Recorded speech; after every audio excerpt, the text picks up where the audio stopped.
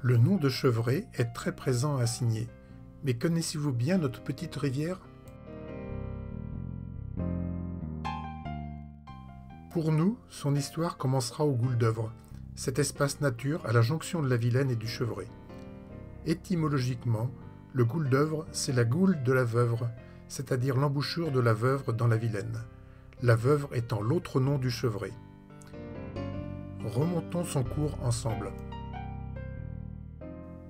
Elle traverse le territoire d'Assigné en direction du nord-est, avant de servir de limite entre les communes de Liffré et La Boixière.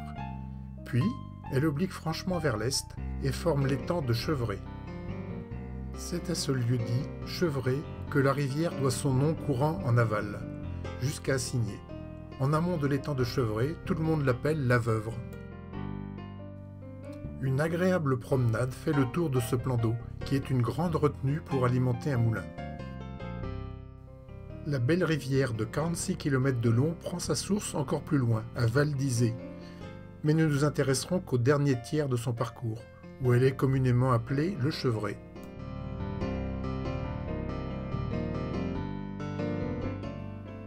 Ce site de Chevré a été aménagé au Moyen Âge, au pied d'un grand village. Un château à motte y a été construit au XIIe siècle. C'est une fortification secondaire de l'importante seigneurie de Vitré. Le château a été brûlé lors du conflit entre le baron de Vitré et le duc de Bretagne, dans les mêmes circonstances que la motte d'Assigné. Une chapelle romane jouxte les ruines de la tour. Mais reprenons le cours de la rivière en la descendant jusqu'à son embouchure, à Assigné. Après avoir franchi un pont déversoir, c'est notre Chevré.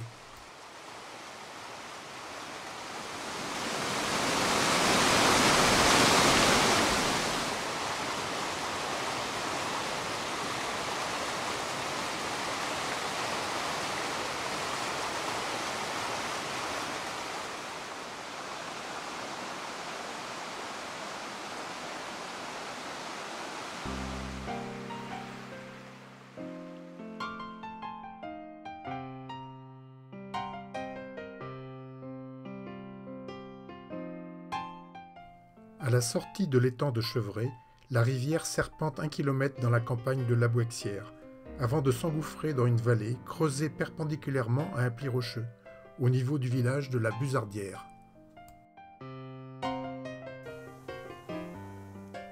Sur la rive droite, de multiples petites carrières abandonnées parsèment les bois. Mais sur la rive gauche, c'est une gigantesque excavation qui entame le relief.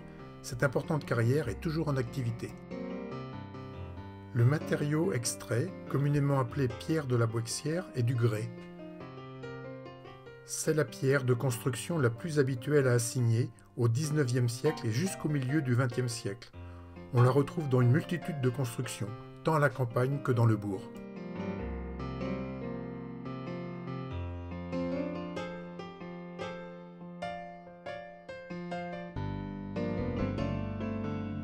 Le grès de la Boixière peut cohabiter avec le schiste local, la brique ou la terre. Passé le défilé, au travers de ce dernier relief, on entre dans le bassin de Rennes, avec un nouvel étang de retenue. L'eau de cet étang de la vallée actionnait un moulin, aujourd'hui disparu, et une forge, qui a produit de 1810 à 1895.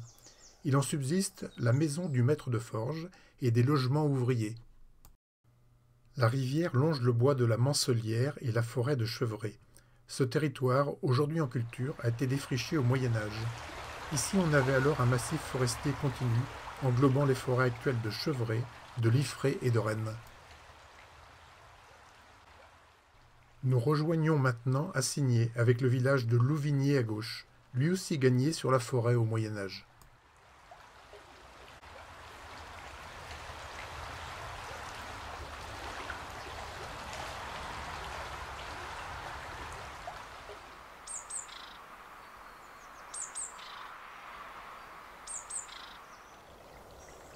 Au lieu dit le pont aux Fèvres, c'est-à-dire le pont aux forgerons, une passerelle.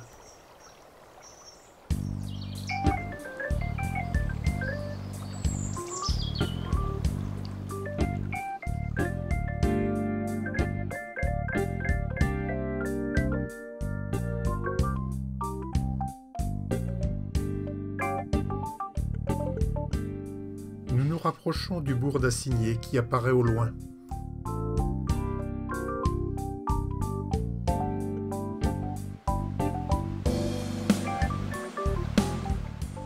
L'espace nature du Chevré, le bien nommé, au pied du complexe sportif du même nom.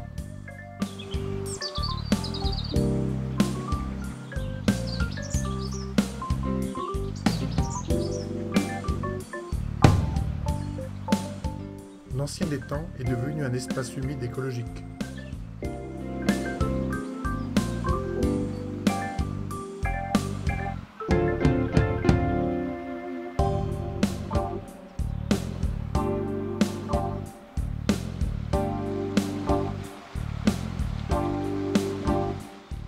Le pont d'Ohain franchit le Chevré en direction de Rennes.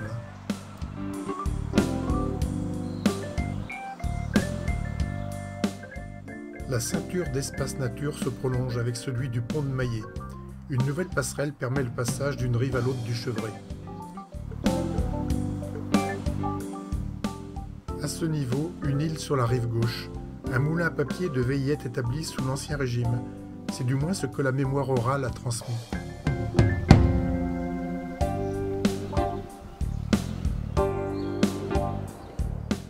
Au pont de Maillet passait autrefois la route royale de Rennes au Mans. Avec le Gouldœuvre s'achève notre promenade, où notre petite rivière se joint à la Vilaine.